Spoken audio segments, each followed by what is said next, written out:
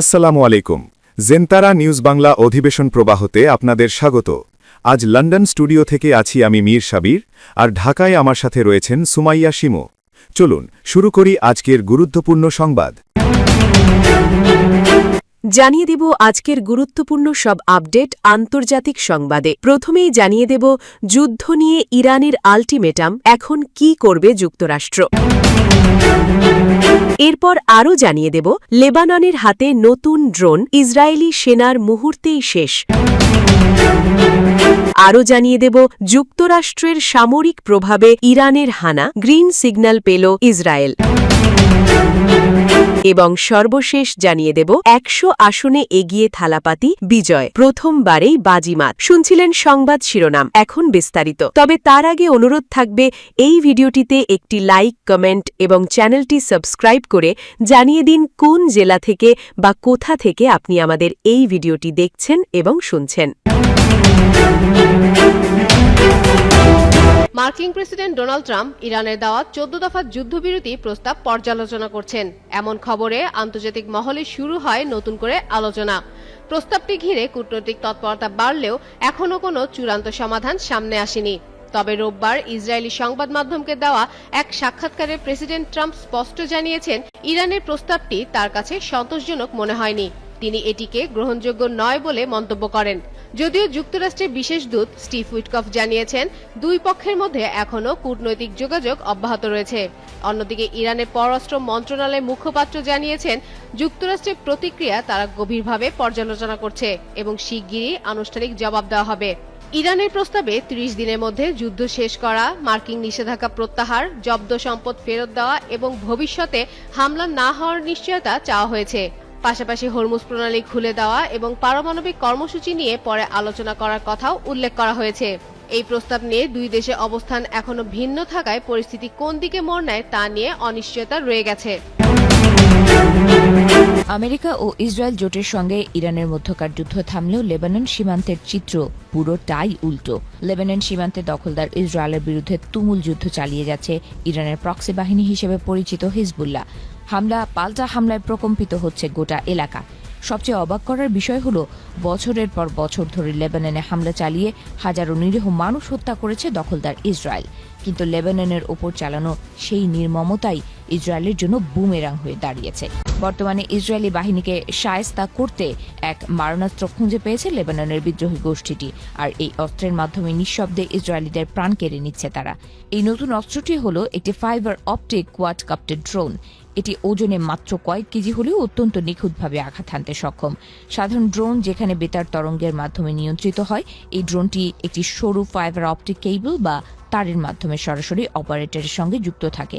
যেহেতু এটি কোনো রেডিও সিগন্যাল ব্যবহার করে না, তাই ইসরায়েলের শক্তিশালী ইলেকট্রনিক জ্যামিং সিস্টেম একে আটকাতে সম্পূর্ণ ব্যর্থ হচ্ছে। সম্প্রতি লেবাননের যোদ্ধাদের প্রকাশিত এক ভিডিওতে দেখা গেছে, ইসরায়েলি সেনাদের উপর একটি ড্রোন আঘাত হানছে, অথচ ইসরায়েলি সেনারা হামলার আগে কিছুই টের পায়নি।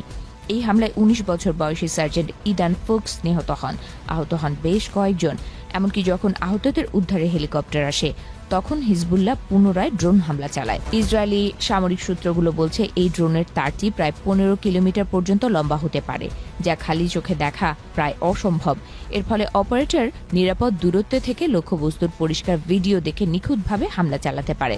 লেবাননের এই ড্রোনগুলোর কাছে ইসরায়েলি সেনাদের অসহায়ত্বের বিষয়টি স্বীকার করেছেন দেশটির ইনস্টিটিউট ফর ন্যাশনাল সিকিউরিটি স্টাডিজের গবেষক ইহোশুয়া কালিস্কি।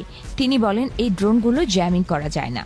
ড্রোনগুলোতে কোনো ইলেকট্রনিক সিগন্যাল না থাকায় এগুলো কোথা থেকে উৎক্ষেপণ করা হয়েছে সেটিও শনাক্ত করা অসম্ভব। এই অপটিক্যাল ড্রোনের ধারণাটি মূলত ইউক্রেন যুদ্ধ থেকে নেওয়া হয়েছে। রুশ বাহিনী প্রথম ইউক্রেনের বিরুদ্ধে এটি ব্যবহার শুরু করে। ইসরায়েলের ধারণা, লেবাননের যোদ্ধারা চীন বা ইরান থেকে এই ড্রোনগুলো সংগ্রহ করে সেগুলোর সঙ্গে গ্রেনেড বা বিস্ফোরক যুক্ত করে দিচ্ছে। এই ড্রোনগুলো সস্তা, প্রায় অদৃশ্য এবং অত্যন্ত নির্ভুল। বর্তমানে ইসরায়েলের প্রতিরক্ষা বাহিনী জাল এবং শারীরিক প্রতিবন্ধকতা তৈরি করে এই ড্রোন ঠেকানোর চেষ্টা করছে, তবে এই পদ্ধতিটি পুরোপুরি কার্যকর নয়। এরপরেও যোদ্ধাদের ছোড়া এই ড্রোনগুলো হামলা থেকে বাঁচতে নিজেদের সর্বোচ্চ চেষ্টা চালাচ্ছে ইসরায়েলি সেনারা।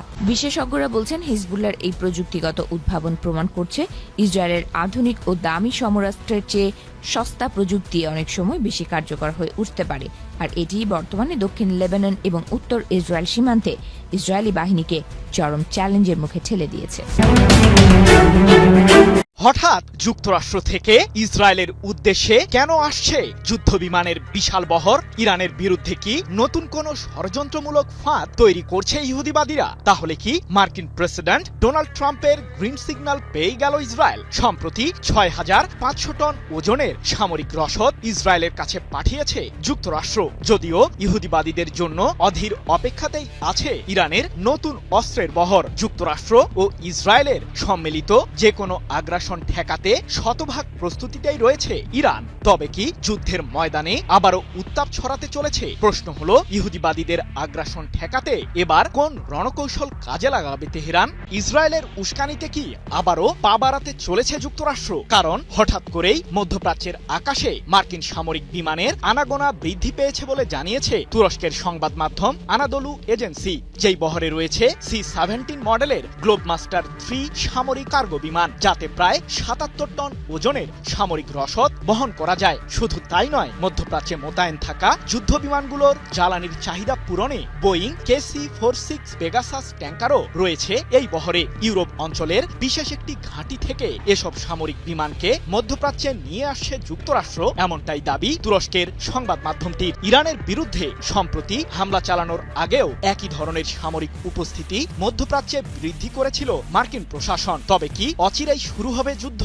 পারমাণবিক ও ক্ষেপণাস্ত্র ইস্যুতে ইরানের সাথে চুক্তি করতে কূটনৈতিক তৎপরতা চালাচ্ছিল যুক্তরাষ্ট্র, কিন্তু নানা প্রতিবন্ধকতার মুখে সেই প্রক্রিয়া এখন প্রায় স্থবির হয়ে পড়েছে। ইরান জানিয়ে দিয়েছে, পারমাণবিক ও ক্ষেপণাস্ত্র ইস্যুতে মার্কিনীদের দেওয়া শর্ত মানবে না তেহরান। উত্তপ্ত এই পরিস্থিতির মাঝে আগুনে ঘি ঢেলেছেন ইসরায়েলের প্রতিরক্ষা মন্ত্রী ইসরায়েল ক্যাটস। সম্প্রতি এ প্রসঙ্গে তিনি বলেছেন, ইরানের বিরুদ্ধে নতুন করে হামলা চালাতে ট্রাম্পের গ্রিন সিগন্যালের অপেক্ষাতেই আছে ইসরায়েল। আমাদের স্বার্থ আদায় না হলে অচিরেই ইরানের বিরুদ্ধে হামলা শুরু হবে।